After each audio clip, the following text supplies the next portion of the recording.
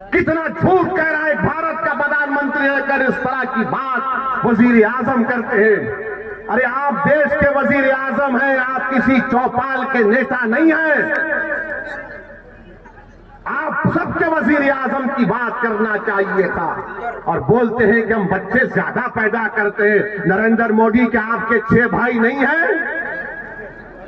अमित शाह की 6 बहनें नहीं हैं? क्या रविशंकर प्रसाद की 7 भाई बहन नहीं है? मगर दिखता कौन? मुसलमान ज्यादा बच्चे पैदा कर रहे हैं। अरे झूठ बोल रहे हो तुम। तुम्हारी गवर्नमेंट का आदादोशुमार डेटा कह रहा है कि मुस्लिम हमारी बेटियों का जो फर्टिलिटी रेट है उसमें कमी आई है। मगर ये पुरानी आदत, ये बच्चे पैदा कर रहे हैं, ये बच्चे पैदा कर रहे हैं। नरेंद्र मोदी जी क्यों इतना झूठ बोलते? आदादोशुमार तो देख लो तुम्हारी। और मुसलमानों को घुसपैठी कहते हैं, घुसपैठी कहते हैं। पार्लियामेंट में 10 मरतबा 10 साल में सवालात पूछे गए, बताओ कितने घुसपैठी भारत में आए? मोदी की सरकार के पास कोई जवाब नहीं था, कोई जवाब नहीं है। 10 मरतबा पूछा गया और बोलते हैं घुसपैठी आए। अरे कहां से आ रहे घुसपैठी? अरे घुसपैठी आ रहे तो मोदी तुम क्या चाय पीकर सो रहे थे? रोकना था उनको। नरेंद्र मोदी जी सुनो, घुसपैठी कहां पर है मैं तुमको बताता हूं। लद्दाख में 2000 स्क्वायर किलोमीटर पर चाइना की फौज भारत की जमीन पर कब्जा करके बैठी है। अरे मोदी तुम में दम है तो बोलो चाइना के खिलाफ। तुम कमजोरों को बदनाम करते हो, मुसलमानों को घुसपैठी कहते हो। अरे मोदी अगर ताकत है तो बोलो चीन कब्जा करके बैठा है। नहीं बोलेंगे चीन के खिलाफ, चाइना के खिलाफ बोलेंगे तो इनके पेट में दर्द शुरू हो जाएगा। मगर एक भारत का प्रधानमंत्री रहकर सबसे बड़ी अक़लियत को रुसवा करने के लिए इस तरह का भाषण देते हैं। अफसोस होता है नरेंद्र मोदी कि तुम भारत के वजीर आजम हो। किस तरह की वाहियात बात आपने की। अरे तुम्हारा झगड़ा किसी पार्टी से झगड़ा करो, मुखालिफत करो, मगर तुम भारत के वजीर आजम हो जिसमें 17 करोड़ मुसलमान हैं। इस तरह हमको जलील और रुसवा करेंगे कि बच्चे पैदा करते हैं।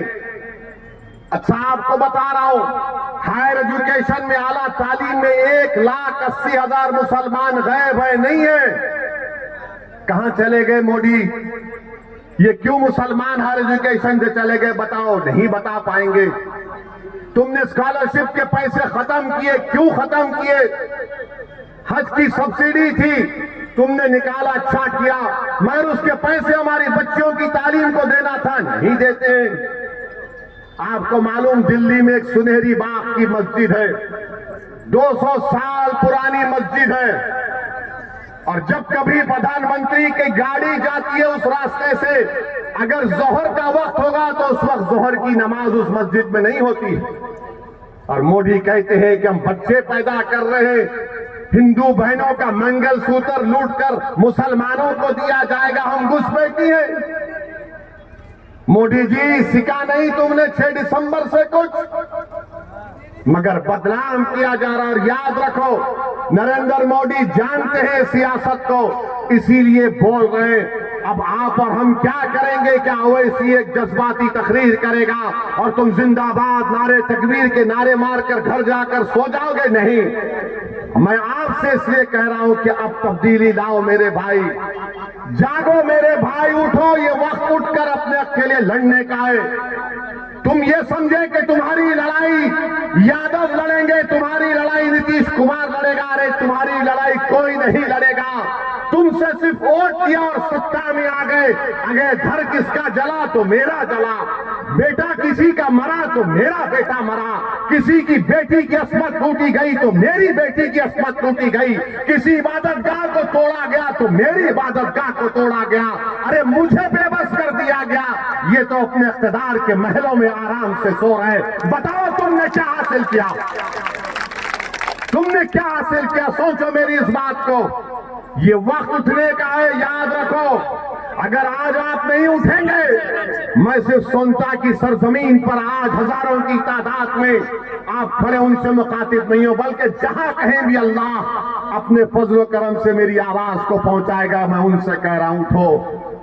मैं मर जाऊंगा, मैं मरने को तैयार हूं, मगर बताओ इन बच्चों का क्या होगा जो आज उम्मीद लगाकर बैठे कि कल मुस्तकबिल हमारा होगा।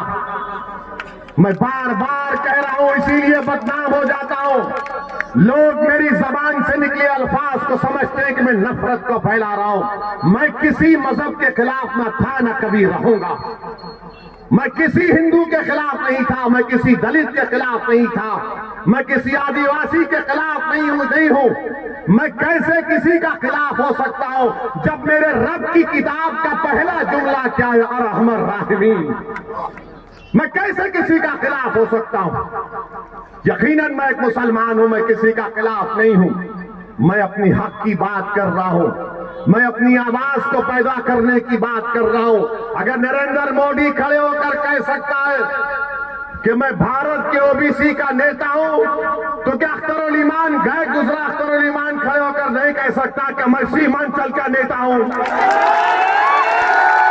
बताओ, मेरे सवाल का जवाब दो। क्या अख्तरुल ईमान खड़े होकर नहीं कह सकता कि मैं सीमांचल का नेता हूं?